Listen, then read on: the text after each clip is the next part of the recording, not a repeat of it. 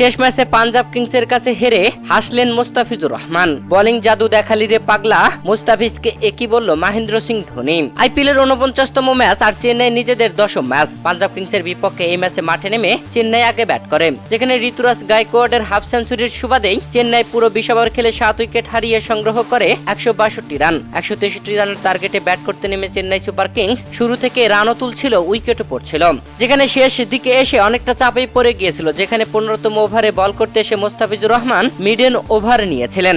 এরপরে 17তম ওভারে বল করতে এসে মুস্তাফিজুর রহমান মোটামুটি ভালো করলেও মাঝের ওভারগুলো ছিল খরচ। শেষ পর্যন্ত এসে 2 ওভার হাতে রেখে জয় তুলে নেয় পাঞ্জাব কিংস। দর্শক, এই ম্যাচে মুস্তাফিজুর রহমান উইকেট নিতে পারেননি, তবে বল হাতে জাদু ছড়িয়েছেন, যেখানে নিজের কোটার 4 ওভার বল করে 1 মিডল নিয়ে 22 রান খরচ করেছেন মুস্তাফিজুর রহমান। দর্শক, এই ম্যাচে মুস্তাফিজুর রহমানের এমন বোলিং দেখে যেন মহেন্দ্র সিং ধোনি মুস্তাফিজকে বলছিলেন বল হাতে জাদু দেখালি রে পাগলা। যদিও এই ম্যাচে মুস্তাফিজুর রহমান একটি উইকেট তুলে নিতে পারত, তাহলে পার্পেল ক্যাপ মাথায় তুলতে পারত।